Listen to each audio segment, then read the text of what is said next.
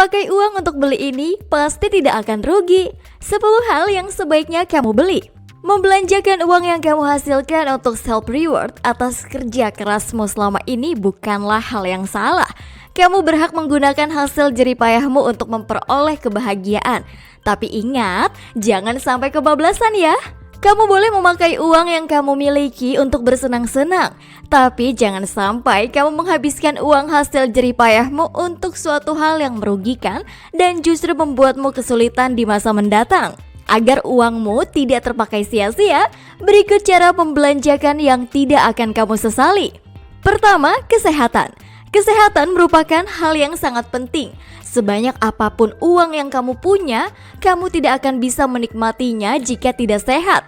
Apalagi kita telah belajar dari pengalaman pandemi COVID-19 yang lalu, tentu betapa pentingnya mengalokasikan dana untuk kesehatan. Menurut Badan Pusat Statistik (BPS), inflasi di bidang kesehatan selama pandemi cukup tinggi, yaitu sebesar 2,79%. Karena itulah, menggunakan uangmu untuk hal berkaitan dengan kesehatan, baik fisik maupun mental, tidak akan sia-sia. Membelanjakan uang untuk kebutuhan kesehatan yang bisa kamu lakukan. Contohnya, mengikuti kelas yoga, membayar membership pusat kebugaran, melakukan perawatan tubuh, asuransi, dan masih banyak lagi bisa kamu lakukan. Kedua, rumah. Miliki tempat tinggal adalah salah satu kebutuhan dasar manusia, tempat di mana kita dan keluarga akan bernaung. Selain itu, dari segi ekonomi, rumah dapat menjadi investasi jangka panjang yang menghasilkan. Memang harga rumah cukup mahal dan cukup tinggi, tapi jika kamu memiliki cukup uang, kamu bisa mengalokasikannya untuk mulai mempersiapkan untuk membeli rumah.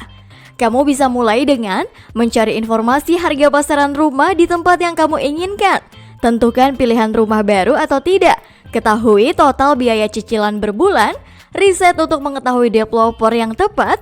Perhatikan lingkungan seperti apakah dekat dengan sekolah, pasar, dan lain-lain. Ketiga, tempat tidur. Mengalokasikan uang untuk membeli tempat tidur yang layak bukan sebuah pemborosan. Tempat tidur yang layak dan nyaman merupakan hadiah untuk kerja keras yang kamu lakukan selama ini. Karena seseorang yang memiliki kualitas tidur yang baik akan memiliki kualitas hidup yang baik pula. Keempat, makanan sehat. Ada sebuah ungkapan terkenal yang mengatakan bahwa kamu adalah apa yang kamu makan. Maksud dari kalimat ini adalah apa yang kamu makan dapat menggambarkan bagaimana kesehatanmu. Percuma kan punya uang banyak tapi nggak bisa menikmati karena sakit. Bahan makanan sehat yang relatif lebih mahal, tapi kesehatan juga merupakan investasi yang penting untuk masa depan. Karena inilah mengalokasikan uang untuk membeli makanan dan bahan makanan yang sehat jauh lebih baik daripada untuk membayar rumah sakit. Kelima, pakaian. Orang bilang penampilan tidak bisa melambangkan karakter seseorang. Tapi pernahkah kamu mendengar ungkapan pakaian dapat menentukan pandangan orang lain terhadap kita? Karena itulah, walaupun pakaian tidak bisa menunjukkan bagaimana kualitas yang kamu miliki, tapi bagaimana kesan pertama orang lain kepada kamu dilihat dari penampilan. Jadi tidak ada ruginya kamu membelanjakan uang untuk membeli pakaian yang bisa menunjang penampilanmu. Apalagi jika pekerjaanmu mengharuskan kamu bertemu dengan banyak orang. Penampilan bisa membuat mereka terkesan dan memiliki kepercayaan padamu. Keenam, mobil. Seiring dengan mobilitas masyarakat yang meningkat, kendaraan menjadi salah satu kebutuhan untuk mendukung kelancaran kegiatan. Salah satu kendaraan yang menjadi incaran adalah mobil. Jika memiliki dana lebih, tidak ada salahnya untuk membeli mobil. Tapi akankah lebih baik jika kamu membeli mobil sesuai kebutuhan, bukan sesuai keinginan kamu? Dengan mengalokasikan uangmu untuk membeli mobil, ada beberapa manfaat yang kamu rasakan, seperti mobilitasmu dalam sehari-hari tidak akan lebih mudah. Jika kamu sudah berkeluarga dan memiliki lebih dari satu anak, akan memudahkan mengajak keluarga untuk bepergian. Berikut ini adalah beberapa tips yang dapat kamu terapkan ketika ingin membeli mobil murah. Riset seputar mobil murah. Pilih mobil sesuai kebutuhan kamu. Tentukan berapa budget yang kamu miliki. Pilih kredit yang tepat jika ingin membeli secara kredit. Bayar DP lebih tinggi jika kamu membeli secara kredit. Ketujuh, pendidikan. Tidak ada kata selesai untuk belajar. Ilmu merupakan investasi yang tidak akan pernah kamu sesali karena kehidupan ini berkembang dan akan terus ada hal baru yang perlu kamu pelajari terus-menerus. Karena inilah menghabiskan uangmu untuk pendidikan tidak akan rugi. Justru dengan ilmu yang kamu kuasai, kamu dapat berkembang dan bisa menghasilkan uang lebih banyak lagi. Apalagi di era modern saat ini. Pendidikan tidak hanya terpaku pada sekolah saja. Banyak sekali kursus keahlian yang bisa kamu ikuti secara online untuk mengembangkan skill. Dengan mengikuti kursus secara online, kamu memiliki waktu yang fleksibel dan bisa di mana saja. Berikut ini tips yang bisa kamu pilih untuk kursus secara virtual. Untuk kamu yang masih bingung, tentukan minatmu. Hal pertama yang perlu kamu perhatikan adalah menentukan terlebih dahulu apa minatmu. Kira-kira apa yang ingin kamu pelajari? Apakah kursus yang kamu ambil untuk menambah skill kamu dalam bekerja atau hanya untuk menambah wawasan saja? Contohnya, jika kamu seorang marketer dan ingin menambah skill digital marketer kamu dapat mengikuti online course digital marketing. Pertimbangkan harga yang cocok. Pilih kursus online dengan budget yang sesuai dengan yang kamu miliki. Memang ada beberapa kursus online yang diadakan secara gratis. Namun jangan berharap banyak dengan yang gratis ya. Karena beberapa kursus gratis memiliki materi yang kurang mendalam. Jadi tidak ada salahnya menyisihkan dana untuk investasi ilmu di masa yang akan datang. Perhatikan metode belajarnya. Setiap kursus memiliki metode belajar yang berbeda-beda. Ada yang hanya membaca modul, melihat video pembelajaran, webinar, dan ada juga yang melakukan sesi tanya jawab dengan pengajar. Karena itulah, kamu harus memilih metode yang cocok dengan gaya belajarmu agar kamu benar-benar dapat memperoleh ilmunya dengan baik. Perhatikan jadwal. Hal ini mungkin terlihat sepele, tapi jika kamu tidak memperhatikan kapan diadakannya kursus yang kamu ikuti dan bertabrakan dengan jadwal kerja atau kegiatanmu yang lain, maka kamu tidak akan mendapatkan hasil maksimal untuk kursus yang kamu ikuti. 8. Sumbangan. Agama mengajarkan bahwa di dalam harta yang kita miliki terdapat bagian untuk mereka yang membutuhkan. Mengalokasikan sebagian harta yang kamu miliki untuk berbagi dengan sesama tidak akan membuatmu menyesal dan sia-sia. Karena jika bicara dalam konteks agama, bersedekah atau memberikan sumbangan kepada mereka yang membutuhkan merupakan investasi akhirat kita.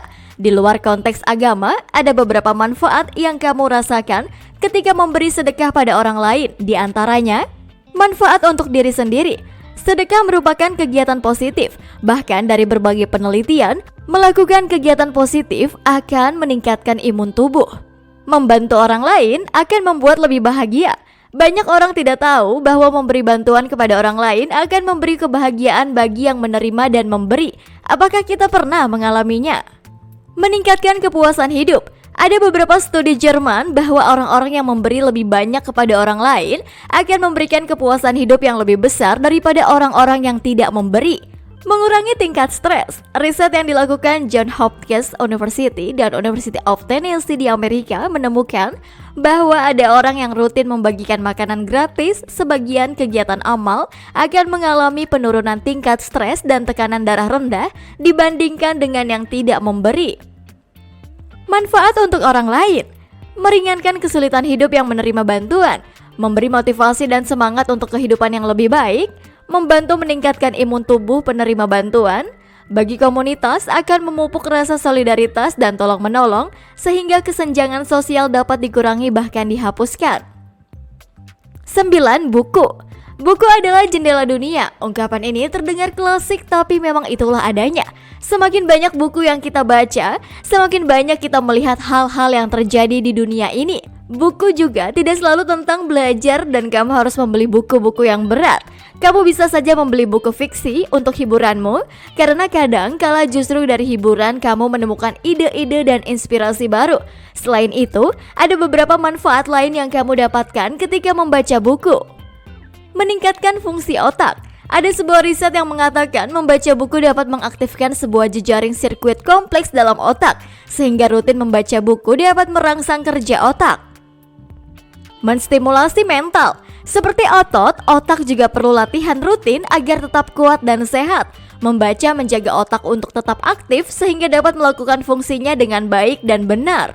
Meningkatkan kemampuan komunikasi. Rutin membaca buku dapat meningkatkan kemampuan komunikasi dalam otak. Sebab dengan membaca buku, seseorang memperoleh penambahan kosakata dan kemampuan untuk berpikir kritis, meningkatkan harapan hidup. Tahukah kamu, membaca buku ternyata bisa memperpanjang usia seseorang loh.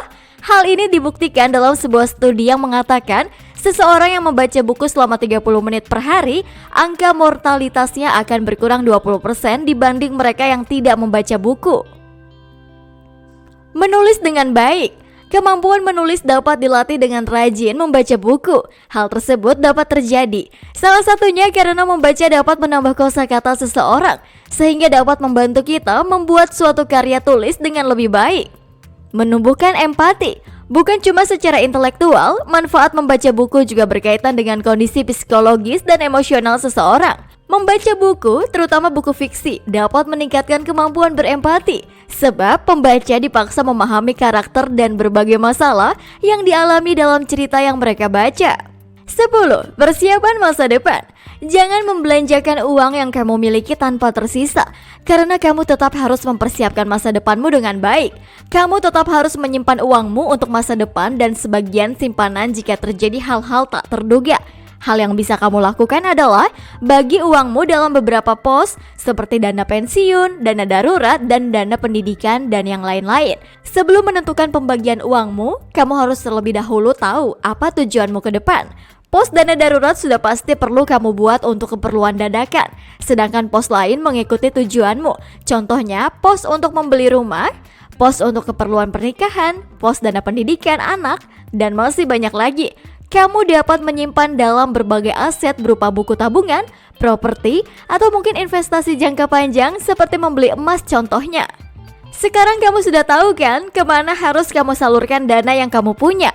Selagi muda, kamu harus bisa mengelola keuangan dengan baik agar tidak menyesal di kemudian hari. Jika sekarang kamu pakai uang yang kamu punya dengan sembarangan, kapan kamu kaya?